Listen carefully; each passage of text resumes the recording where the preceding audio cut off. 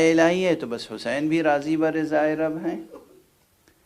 ہاں یہ ضرور ہے کہ ظاہری طور پر جو بشری تقاضے ہیں وہ تڑپاتے ہیں۔ چنانچہ روایتوں میں ہے کہ جب حضرت قاسم ابن الحسن اپنے ماموں اپنے چچا سے جدا ہونے کے لیے آئے رخصت آخر کے لیے، تو امام حسین علیہ السلام نے سینے سے لگایا اور اتنا گریہ کیا کہ غشی طاری ہو گئی حسین پر بھی اور قاسم پر بھی، امام پر بھی غشی طاری ہو گئی بظاہر جو روایتوں میں ہے، اور اس کی تعویل اور وہ سب اپنے اپنے مقامات پر ہے۔ امام حسین علیہ السلام اگر یہ روایتیں بہرحال اتنا مسلم ہے کہ امام نے بہت گریہ فرمایا۔ چند مواقع ہیں کربلا میں جب امام حسین نے بے پناہ گریہ کیا ہے۔ حسین نے، صابر حسین، شجاع حسین، عظیم حسین، عزیز حسین، سبط رسول حسین، انسان کامل حسین، قیامت تک آنے والے انسانوں کا مرشد کامل حسین، امام حسین۔ امام حسین نے اس بچے کو امام حسن کی شہادت کے بعد سے خود پالا تھا۔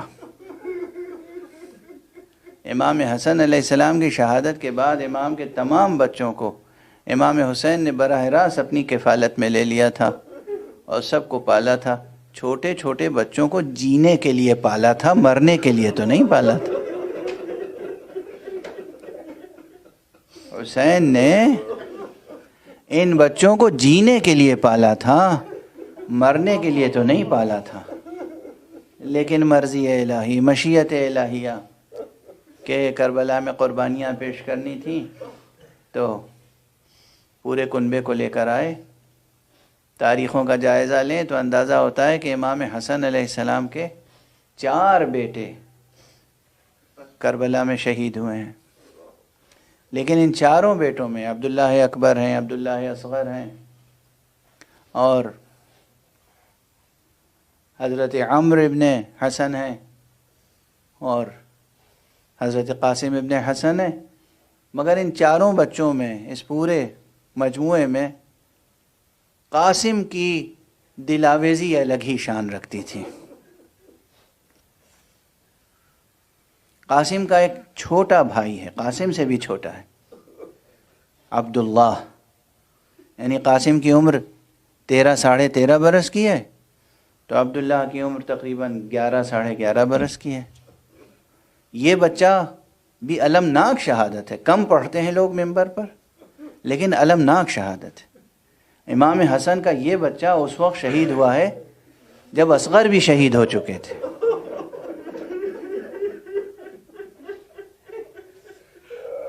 جب آقا امام حسین گھوڑے سے زمین پر تشریف لے آئے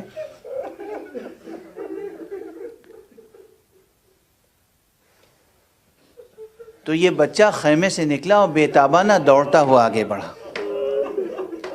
عبداللہ ابن حسن، عبداللہ اصغر، جناب قاسم کے چھوٹے بھائی، اور دیکھا کہ کوئی شقی ہے جو چچا پر تلوار اٹھائے ہوئے، یعنی کوئی چاہتا ہے کہ تلوار سے امام حسین پر، سر مبارک پر حملہ کرے۔ یہ بچہ دوڑ کے گیا اور اس نے، بچہ ہے 11 برس کا بچہ، اس نے اپنے ہاتھ چچا کے سر پہ اس طرح سے رکھی۔ اس شقی نے ہاتھ پر اس طرح تلوار ماری کہ پورا ہاتھ کٹ گیا اور صرف جلد کا تعلق باقی رہا۔ بچے کی زبان سے فریاد بلند ہوئی، چچا میرا ہاتھ قلم ہو گیا، میرا ہاتھ کٹ گیا۔ آقا امام حسین نے بچے کو سینے سے لگا لیا۔ اب امام حسین تشریف فرما ہے اور یہ قاسم کا چھوٹا بھائی امام کی گود میں ہے، سینے سے لگا ہوا بیٹھا۔ عمر سعد سے یہ بھی دیکھا نہ گیا اور پھر حرملہ سے کہا، حرملہ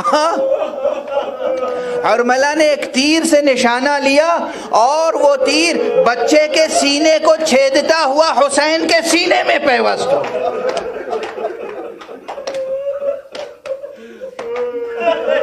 کیا کیا قربانیاں ہیں کربلا۔ میں نے کوئی مبالغہ نہیں کیا ہے، سادہ سی لفظوں میں نے تاریخ کے بیان کو نقل کر دیا آپ کے سامنے۔ وہ بچہ حسین کے آغوش میں شہید ہو گیا۔ یہ قاسم کا چھوٹا بھائی، اس سے پہلے قاسم کی دل آویزی کہ دشمن بھی دیکھ کر کہتا ہے، آج تک تاریخوں میں موجود ہے کہ جب قاسم ابن حسن خیمے سے برآمد ہوئے تو ہمیں ایسا لگا کہ جیسے کوئی چاند کا ٹکڑا نکل کے سامنے آئے، جیسے بادل چھٹا ہے اور بادل کے اندر سے چاند کا ٹکڑا نکل کے سامنے آ گیا۔ ہاں، اور آپ سنتے رہتے ہیں، بس 2 فقرے عرض کروں گا تاکہ تاریخ کی مناسبت سے جو پرسہ دیتے ہیں آپ وہ بھی مکمل ہو جائے کہ یہ قاسم نوجوان قاسم، جن کے لیے تاریخ میں لم یبلغ الحلم، یہ ابھی بالغ نہیں ہوئے تھے، جسمانی اعتبار سے بھی بالغ نہیں ہوئے تھے، اس لیے جب گھوڑے پر بیٹھے ہیں تو جو رکاب ہوتی ہے، رکاب میں پاؤں جم نہیں رہے تھے، تو گویا رکاب میں پاؤں نہیں آئے، گھوڑے پر بیٹھے ہیں اور بس تلوار ہے، جسم پہ زرہ نہیں ہے، اس لیے کہ کوئی زرہ ان کے جسم پر پوری نہیں اتر رہی تھی، بس ایک معمولی سا کرتا ہے، ہاتھ میں تلوار ہے، جنگ کر رہے ہیں۔ کہتے ہیں جنگ کرتے کرتے نعلین کا ایک تسمہ ٹوٹ گیا، تو کیا معصومیت ہے، دشمن کی طرف سے جیسے غفلت سی ہو گئی، یہ احساس ہی نہیں رہا کہ ہم میدان جنگ میں ہیں، جھک کے نعلین کا تسمہ باندھنا شروع کر دیا، بس جھکے ہوئے تھے کہ دشمن آگے بڑھا اور اس نے سر مبارک پر ایک ایسی ضرب لگائی کہ جناب قاسم سے اب ٹھہرا نہ گیا، فرس سے زمین پر آئے، آتے آتے جسے کہتے ہیں نوجوانی و بچپن کا تقاضا بس بے اختیار زبان سے نکل گیا، یا عمّا ادرکنی، چچا جان میری مدد کو آئیے۔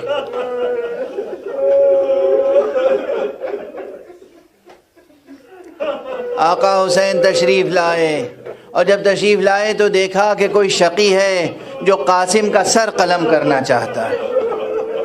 آقا نے اس پر حملہ کیا۔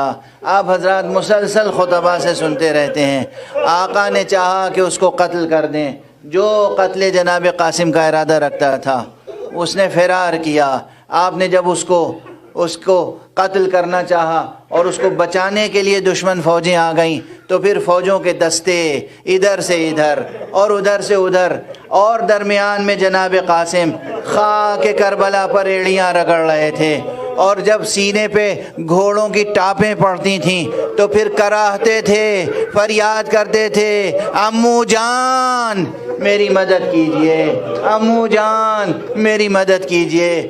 جب غبار چھٹا اور امام پہنچے تو دیکھا قاسم کے لاشے کے ٹکڑے ٹکڑے ہو چکے ہیں، ردا اتاری، ٹکڑے جمع کیے، اور اب جب خیمے میں آئے تو گویا میں یہی کہہ سکتا ہوں کہ ایک چاند کے کئی ٹکڑے ہو چکے تھے اور ہر ٹکڑا لہو میں ڈوبا ہوا تھا۔ انا للہ و انا الیہ راجعون، رضا بقضائہ و تسلیما لامرہ۔ پروردگار ہمیں علوم قرآن اور معارف اہل بیت سے آشنا فرما۔ معبود پروردگار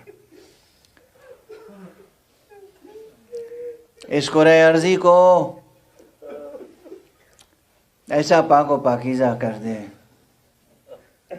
کہ ولی آخر اس کرۂ ارضی کو اپنی تجلی سے پر نور کر سکے۔